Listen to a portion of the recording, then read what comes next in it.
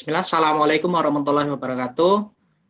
Kami bertiga, yaitu Zaki, Haikal, dan Farasinta akan membahas tentang teknik pengumpulan data kualitatif, yaitu Focus Group Discussion atau FGD.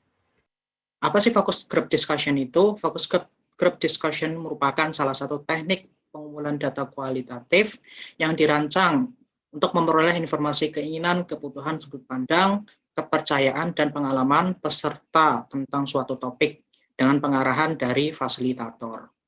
Nah, FGD ini merupakan salah satu teknik pengumpulan data kualitatif yang banyak digunakan, khususnya oleh para peneliti, karena relatif lebih cepat selesai dan lebih murah. Tujuan FGD sendiri yaitu untuk meneliti masalah yang lebih spesifik, yaitu yang berkaitan tentunya dengan topik yang akan dibahas. Dengan adanya FGD ini, tentu akan lebih cepat memperoleh temuan-temuan baru dan penjelasan sekaligus, yang mana tidak akan terdeteksi jika menggunakan teknik yang lain. Namun, dikarenakan jumlah peserta FGD yang tidak banyak, maka hasil FGD tidak dapat digunakan sebagai kesimpulan umum untuk populasi atau kelompok yang lebih luas dari peserta FGD, walaupun mempunyai ciri-ciri atau karakteristik peserta FGD. Teknik pengumpulan data kualitatif FGD ini relatif lebih mudah disenangkan daripada teknik pengumpulan data kualitatif yang lain. Namun dalam pelaksanaannya banyak kegiatan FGD yang belum maksimal sesuai dengan kaidah, sehingga hasilnya pun juga didapati tidak maksimal. Kemudian karakteristik FGD yang pertama itu adalah peserta memiliki kesamaan ciri dan tidak saling mengenal. Nah, peserta harus mempunyai ciri-ciri yang sama atau homogen. Ciri-ciri yang sama ini ditentukan oleh tujuan atau topik diskusi, tentunya dengan tetap menghormati dan memperhatikan perbedaan ras, etnik, bahasa, kemampuan baca tulis, penghasilan, dan gender. Semakin homogen peserta, semakin mereka dapat berkomunikasi dengan bebas tanpa rasa takut, serta tetap fokus terhadap topik. Jumlah peserta dalam kelompok cukup 7-10 orang dan bisa diperbanyak hingga 12 orang, sehingga memungkinkan setiap individu untuk mendapat kesempatan mengeluarkan pendapatnya. Yang kedua, yaitu proses pengolahan data kualitatif. FGD ini menggunakan pertanyaan terbuka, yaitu yang memungkinkan peserta untuk memberikan jawaban disertai dengan penjelasan. Tujuannya yaitu untuk mengumpulkan data mengenai persepsi dan pandangan peserta terhadap sesuatu, serta tidak berusaha mencari titik tengah atau mengambil keputusan mengenai tindakan yang akan diambil. Yang ketiga, karakteristiknya yaitu menggunakan topik terfokus. Jadi topik diskusi ini ditentukan terlebih dahulu dan diatur secara berurutan. Topik penelitian yang tidak dapat dilakukan yaitu topik yang mempelajari tentang preferensi manusia seperti bahasa, saran diseminasi, pesan kunci, dan sebagainya. Topik yang menjelaskan bagaimana pengertian dan penerimaan kelompok masyarakat terhadap suatu hal, serta topik penelitian yang bertujuan untuk menggali respon individu. Pelaksanaan FGD. Ya, FGD ini biasanya dilakukan sekitar 60-120 menit dan bisa dilakukan beberapa kali.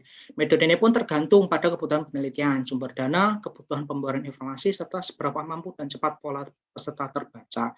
Jika respon yang terjadi sudah cukup, maka jumlah sesi bisa diakhiri. Kemudian untuk tempat pelaksana FGD-nya pun juga harus merupakan tempat yang netral, yakni tempat yang membuat peserta merasa aman untuk menyalurkan pendapatnya secara bebas. Contohnya yaitu misalnya tentang pelayanan pajak, maka penilaian tidak seharusnya dilakukan di kantor Samsat karena itu akan menghalangi peserta FGD untuk berbicara seluas-luasnya secara terbuka. Langkah-langkah atau metodologi FGD. Yang pertama yaitu persiapan FGD. Fasilitator dan pencatat harus datang tepat waktu sebelum peserta datang. Fasilitator dan pencatat sebaiknya berbicara secara informal dengan peserta sekaligus mengenal nama peserta. Persiapan FGD sebelum FGD dilaksanakan. Yang pertama yaitu menentukan jumlah kelompok FGD. Untuk menentukan jumlah kelompok yang dibutuhkan, perlu ditetapkan terlebih dahulu hipotesa topik yang akan diteliti. Misalnya, apakah jenis kelamin, umur, pendidikan, status sosial, ekonomi penting bagi topik penelitian. Yang kedua yaitu menentukan komposisi kelompok FGD. Hal-hal yang perlu dipertimbangkan terkait komposisi kelompok FGD yaitu kelas sosialnya, status hidup, status spesifik tertentu yang berhubungan dengan tujuan penelitian, dan tingkat keahlian para peserta.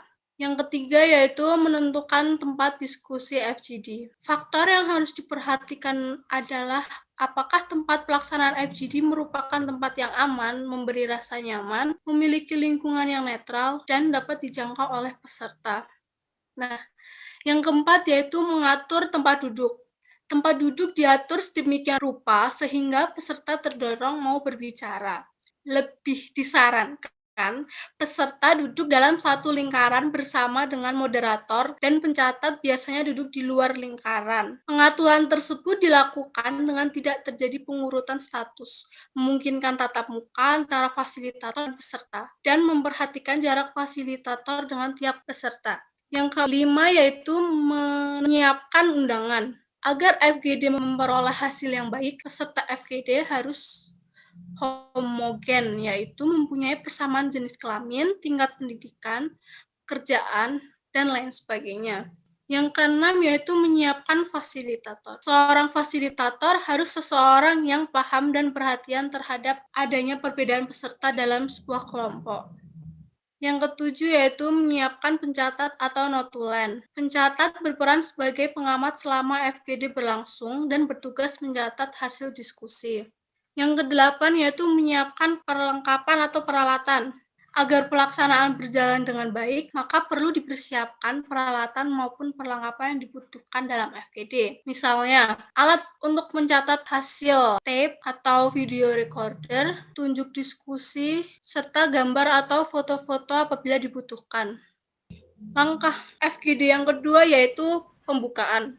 Pada waktu membuka diskusi, fasilitator perlu memperhatikan hal-hal sebagai berikut. Yang pertama yaitu memperkenalkan diri dan nama pencatat serta peran masing-masing. Yang kedua yaitu menjelaskan tujuan diadakannya FGD. Yang ketiga yaitu meminta peserta memperkenalkan diri secara singkat. Yang keempat yaitu menjelaskan bahwa pertemuan ini untuk dimintai pendapat. Yang kelima yaitu menjelaskan bahwa pendapat dari semua peserta itu penting. Yang keenam, mengingatkan untuk tidak berebutan menjawab pertanyaan. Dan yang ketujuh, memulai pertanyaan yang sifatnya umum terlebih dahulu. Oke, selanjutnya adalah pelaksanaan atau teknik pengelolaan. Adapun teknik yang dapat digunakan pada waktu melaksanakan FGD yaitu yang pertama klarifikasi. Sesudah peserta menjawab pertanyaan, fasilitator dapat mengulangi jawaban peserta dalam bentuk pertanyaan. Selanjutnya yang kedua, orientasi. Orientasi yaitu agar diskusi hidup dan menarik. Teknik reorientasi harus efektif. Misalnya dengan menggunakan jawaban, seorang peserta dapat menanyakannya kepada peserta yang lain. Kemudian yang ketiga adalah peserta dominan dan pendiam. Apabila ada peserta yang dominan, maka fasilitator harus lebih banyak memperhatikan peserta lain. Begitu sebaliknya pada peserta yang pendiam. Berikan perhatiannya lebih kepada fasilitator dan lebih banyak mengajukan pertanyaan atau menyebut namanya. Kemudian yang terakhir, yang keempat adalah penggunaan gambar atau foto. Fasilitator juga dapat menggunakan foto atau gambar seperti bertanya atau membantu interaksi dengan peserta. Kemudian selanjutnya adalah contoh penerapan FGD. FGD terkait penelitian tentang peningkatan kunjungan pelayanan kesehatan reproduksi remaja atau KR di puskesmas. Kemudian latar belakang dan tujuan. Salah satu hasil penelitian tahun 2006 menyebutkan bahwa pelayanan KRR di puskesmas masih belum maksimal dan salah satu penyebabnya adalah kurangnya kesadaran remaja terhadap kesehatan reproduksi. Maka penyelesaian masalah tersebut bukan hanya tanggung jawab tugas puskesmas, tetapi juga perlu pemberdayaan masyarakat, khususnya pada kelompok remaja sebagai sasaran pelayanan KRR. Kemudian teknik FGD dalam hal ini untuk menggali data sebanyak-banyaknya terkait faktor penyebab masalah tersebut. Oke, selanjutnya adalah contoh penerapan FGD, bagian pertama. Yang pertama, mengkondisikan peserta. Kemudian yang kedua adalah menjelaskan tujuan dari forum grup diskusi tersebut. Kemudian yang ketiga, membuat pertanyaan terbuka seperti forum, bisa dengan menampilkan visual untuk memancing diskusi atau debat. Jadi fasilitator dapat membuka sesi jawab atau sesi pertanyaan, sesi seperti tanya jawab kepada peserta yang ditujukan untuk memancing diskusi atau debat. Kemudian yang terakhir adalah pertanyaan yang diajukan terkait pengetahuan tentang KRR, tahu tidaknya peserta tentang pelayanan KRR puskesmas, dan pertanyaan yang bersifat umum lainnya. Contoh penerapan FGD bagian kedua, mengeksplorasi aspek atau menjawab tujuan penelitian. Kemudian, pertanyaan dalam contoh ini berupa, seberapa bergunanya pelayanan KRR, pengalaman dengan pelayanan KRR, dan sebagainya. Berikut ini adalah contoh uraian persiapan dari forum group discussion. Jadi, beberapa uraian dalam mempersiapkan forum group discussion terdiri dengan topik FGD, tujuan, frekuensi, jumlah kelompok, undangan, tempat, kemudian perlengkapan yang dibutuhkan, dan desain petunjuk diskusi. Berikut yang diproyeksikan adalah bentuk dari contoh tersebut. Contoh atau cara mengatur jadwal pelaksanaan FGD. Berikut yang diproyeksikan dalam presentasi ini adalah cara mengatur jadwal pelaksanaan FGD. Kemudian yang terakhir adalah kesimpulan. Jadi kesimpulan dari forum group discussion merupakan teknik yang tepat untuk menggali data-data dengan karakteristik khusus maupun penelitian dengan tujuan tertentu. Melalui teknik forum group discussion ini dapat diketahui tentang persepsi, opini, kepercayaan, dan sikap terhadap suatu produk, pelayanan, konsep, atau ide yang dilakukan suatu kajian. Teknik ini tidak hanya dapat digunakan untuk menyelesaikan masalah, melainkan juga dapat diterapkan untuk penggalian informasi persepsi dan kebutuhan yang berkaitan dengan masalah tersebut. Kemudian kelemahan dari teknik forum group discussion ini adalah tidak dapat digunakan untuk tujuan kuantitatif, misalnya tes hipotesis, kemudian juga tidak dapat digunakan pada pembahasan sebuah topik yang sangat sensitif. Sekian pemaparan materi tentang teknik FGD ini. Mohon maaf bila banyak kesalahan. Terima kasih sudah menyaksikan. Assalamualaikum warahmatullahi wabarakatuh.